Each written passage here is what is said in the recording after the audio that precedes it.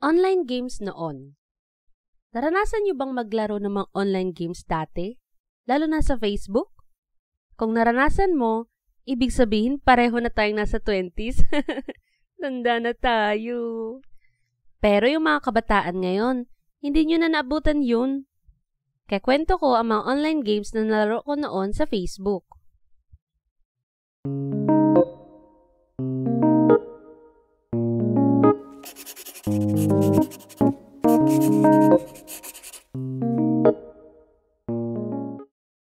Farmville.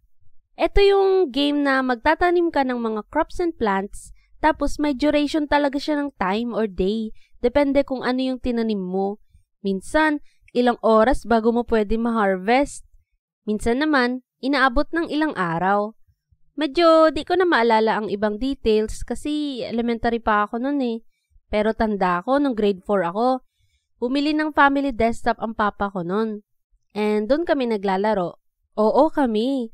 Kahit account ng mama, papa at kuya ko sa Facebook, meron ding Farmville. Naging virtual farmers kaming lahat. Masaya laruin ang Farmville.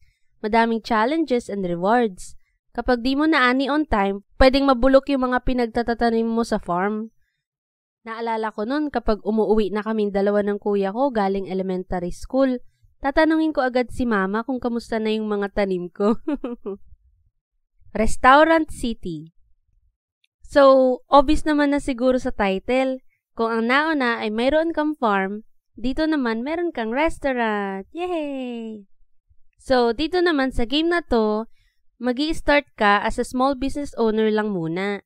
Like, onti pa lang yung mga chairs, yung tables na available, tapos yung stove mo or yung lutuan mo, isa lang. Pero eventually, habang nakakaipon ng pera, pwede ka mag-upgrade ng mga equipment and pwede rin mag-expand ng restaurant. Siguro matagal-tagal ko rin tong nilaro, kaya sobrang yaman na ng character ko and malaki na rin yung restaurant ko tapos marami na akong chef and mga customers araw-araw. Nightclub City. So, etong game na to, medyo similar to dun sa Restaurant City.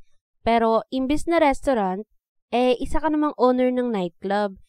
And medyo similar lang din yung mechanics sa Restaurant City. Apply mo lang sa nightclub. Natawa pa nga ako kasi imbis na waiter and chef yung mga i-hire mo sa Nightclub City, mga bouncer at bartender. Yung mga bouncer, sila yung mga men in black na naka-shades pa tapos malalaki ang katawan. Nagbabantay sila sa may entrance ng nightclub. Naalala ko rin kasi minsan kapag yung mga customer nagsasayawan, di maiwasan yung gulo. Kaya yung mga bouncer ko nun, bubuhatin nila yung customer na nagsimula ng gulo and itatapon palabas.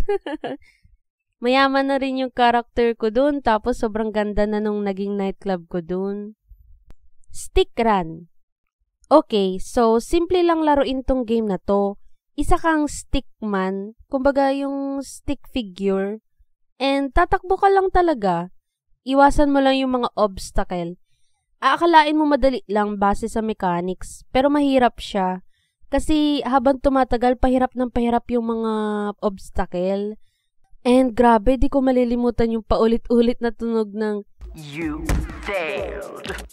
Familiar din itong game na to kasi marami na rin na-imbentong mga running games at kailangan lang iwasan yung mga harang at patibong para hindi ka matalo.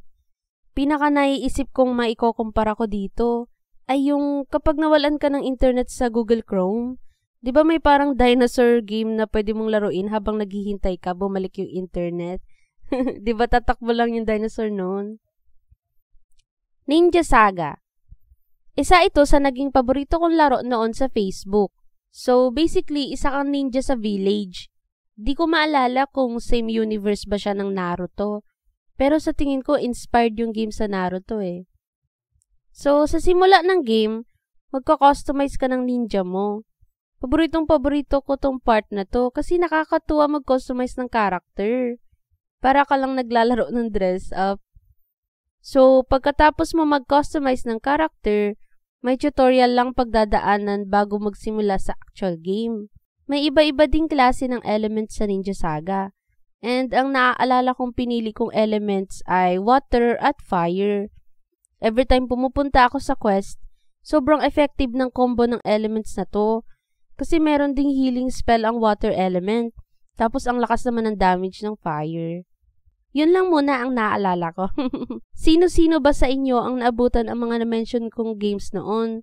Share nyo sa comment section ang experience nyo and basahin natin yan.